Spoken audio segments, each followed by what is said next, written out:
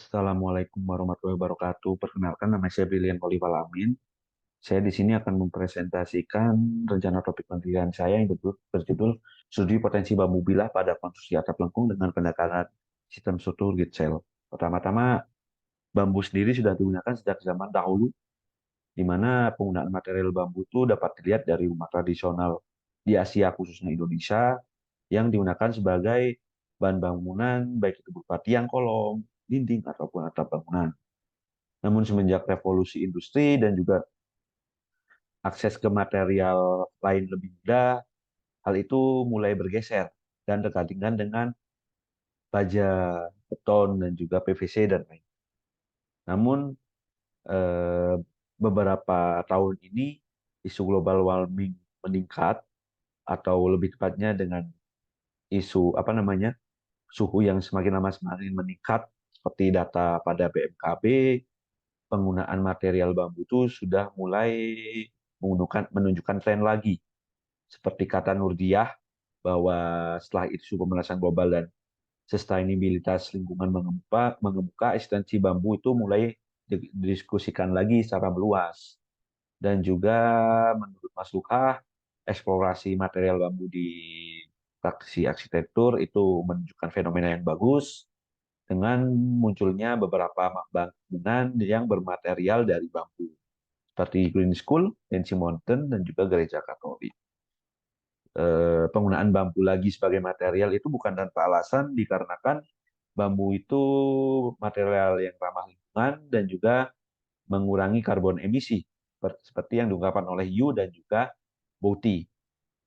Selain itu, material bambu itu juga material yang biomas loh dia.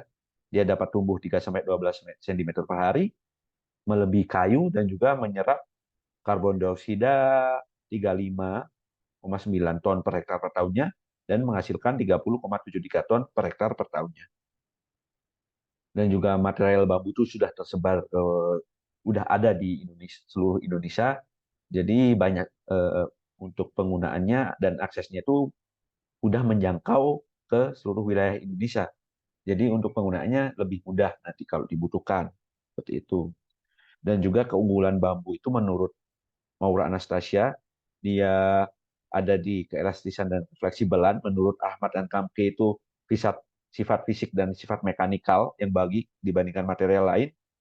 Dan ya seperti pada tabel yang didapat dari Verma, bahwa tensil stres bambu itu mencapai 200, sedangkan kayu paling tinggi itu 125, dan fractional stressnya itu bambu 121, sedangkan kayu paling tinggi 103. Itu udah menunjukkan gimana sih keunggulan bambu itu. Namun kelemahannya itu pada compression stress. Bambu sebesar 31, sedangkan kayu bisa mencapai 69-an. Jadi itulah kekurangan kayu, kekurangan bambu.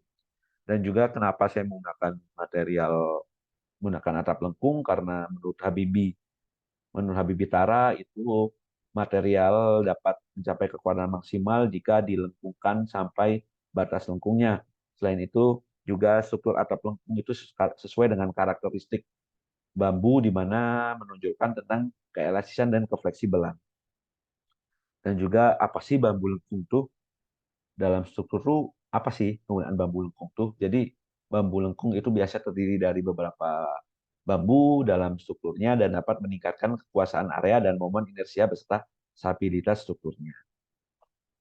Dan juga pada pemanfaatan bambu di mana lebih dimanfaatkan sebagai lengkung, ada dua metode dalam pelengkungan: menggunakan energi panas dan juga tidak, yaitu dengan pembakaran perebusan, terus dan untuk penyayatan dan pengikatan. Nah, untuk mengurangi penggunaan energi, makanya saya lebih memilih menggunakan bambu bilah, di mana cuma bambu yang dibilah dan tidak memerlukan energi panas dalam pelengkungannya. Dan juga apa sih bambu bilah itu? Pertama, bambu bilah merupakan material bambu bulat yang dibilah menggunakan alat khusus dan berbentuk busur.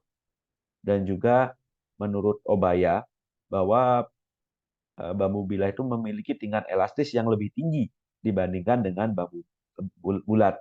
Nah, seperti yang saya tampilkan pada tabel di samping, kekuatan modul elastis bambu bilah itu dapat mencapai 17.000. dan juga modul MOR-nya itu dapat mencapai 16.000. Kenapa sih hal ini? Kenapa sih ada beberapa penelitian ini dia berbeda-beda? Nah, itu bergantung pada metode analisisnya menurut di Arifin Wan, dan juga tergantung dengan orientasi dari bambu bilahnya sendiri, makanya dia berbeda. Dan juga eh, dengan banyak sekali keunggulan bambu, di mana dia flexural stress dan juga dia material biomasa dan juga lain-lain. Sayang sekali jika material ini tidak dimanfaatkan. Namun, material ini dia memiliki kekurangan terhadap penyaluran beban secara aksial, di mana jika tidak sesuai dengan karakteristiknya, bambu itu bisa pecah dan patah. Makanya diperlukan sistem struktur yang sesuai dengan karakteristik bambu bilah untuk memaksimalkan potensi dari sistem struktur itu sendiri dan juga materialnya. Nah, kenapa saya memilih grid cell struktur? Pertama-tama, apa sih grid cell struktur itu? Yaitu kisi-kisi balok yang perilakunya menyerupai cangkang yang ringan dan terdiri dari elemen dan nodes. Dan juga kan kalau kita ingin membuat struktur yang bagus, sistem struktur yang binernya baik, kita perlu perhitungan dan desain struktur yang matang. Nah, dengan teknologi zaman sekarang, hal itu sudah dipermudah dengan adanya metode parametrik, di mana itu bisa tergenerate secara otomatis. Jadi seperti itu. Nah, itulah alasan kenapa saya milih grid cell struktur, karena struktur ini itu udah bisa dilakukan secara parametrik. Jadinya nanti itu bisa mempermudah saya dalam penelitian, di mana dapat mempersingkat waktu penelitian dan juga biayanya lebih murah, dan juga di mana nanti pemilihan grid cell struktur atau geometrinya itu bisa lebih saya gunakan. Saya bisa memilih lebih banyak dengan metode parametrik. Jadinya lebih efisien daripada metode manual. Nah, untuk kajian literaturnya sendiri, saya terbagi menjadi tiga, yaitu bambu bilah, struktur bambu, dan juga grid cell. Nah, pada bambu bilah ini kebanyakan saya gunakan untuk latar belakang dan juga untuk mencari berapa sih kekuatan bambu bilah dibandingkan dengan bambu dan juga dengan material alternatif lainnya seperti kayu dan lain-lain. Jadinya untuk menguatkan latar belakang dan juga untuk sebagai data dalam penelitian nantinya berapa kekuatan bambu. Dan juga untuk nomor dua itu tentang struktur bangunan bambu, di mana saya ini lebih tepatnya saya gunakan dalam pelatar belakang.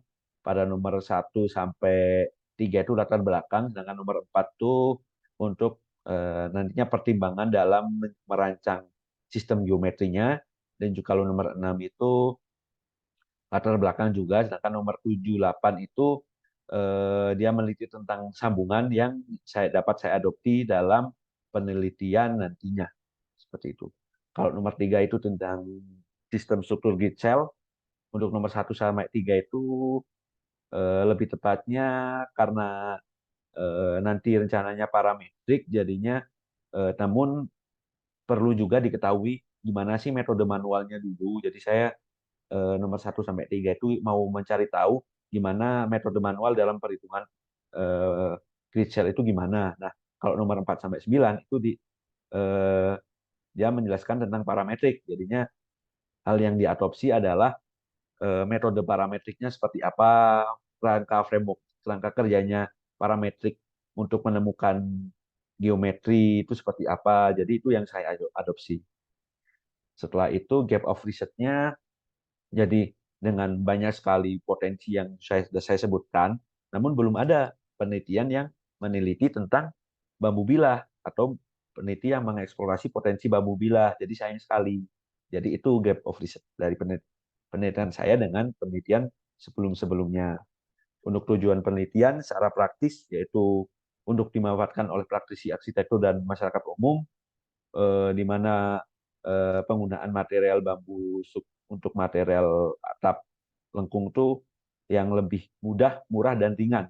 Untuk teoritisnya, untuk mengetahui eh, karakteristik di mana struktur atap lengkung grid cell menggunakan bambu bilah itu seperti apa, dan juga sambungan yang berpengaruh itu seperti apa, yang paling sesuai seperti apa, dan juga variabel-variabel apa saja ya sih yang berpengaruh terhadap kekuatan struktur grid cell menggunakan bambu bilah sebagai material utamanya. Untuk lingkup dan objek penelitian, yang pertama material yang akan saya gunakan, material bambu, yang ada dua jenis material bambu, apus dan petung, dikarenakan lebih mudah dijumpai, dan juga bambu bilah itu ada dua layer, ada dua jenis, satu layer bambu dan juga dua layer, jadinya nanti ada eh, empat objek atau objek material bambu yang saya gunakan. Kalau satu layer udah ada gambarnya seperti di PPT dan juga dua layer seperti itu. Kalau struktur atap lengkungnya, saya hanya membatasi pada grid cell struktur. Untuk pertanyaan penelitiannya, bagaimanakah karakteristik kemampuan bending bambu berdasarkan jenis, lebar, tebal, dan geometri. Dan juga sistem struktur pada grid cell-nya seperti apa. Kalau nomor dua, gimana sistem konstruksi dan teknik sambungan yang sesuai pada sistem struktur grid cell struktur dengan material bambu bilah sebagai material utamanya. Kalau nomor tiga, faktor apa saja sih yang berpengaruh terhadap kinerja struktur grid cell yang menggunakan bambu bilah sebagai material utamanya.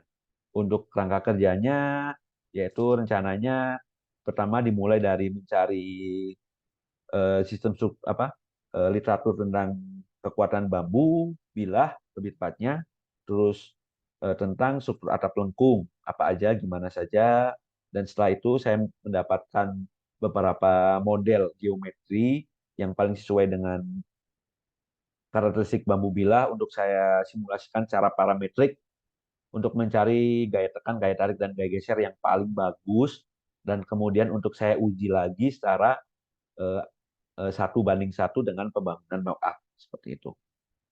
Dan juga untuk peta literaturnya ada 3 garis besar literatur yang saya gunakan, yaitu pertama bambu bilah. Apa sih bambu bilah, gimana prosesnya, kekuatannya apa aja, daya lengkungnya seberapa. Yang kedua grid cell, apa itu grid cell, sambungannya seperti apa, sistem geometri seperti apa yang paling sesuai, jenisnya seperti apa. Dan juga yang ketiga, karena ini menggunakan parametrik rencananya, jadi perlu mengetahui apa sih parametrik itu, metodenya seperti apa, workflow parametrik itu seperti apa, gimana cara menganalisisnya seperti itu. Mungkin itu saja penjelasan dari saya. Ini referensinya, kurang lebihnya mohon maaf. Wassalamualaikum warahmatullahi wabarakatuh.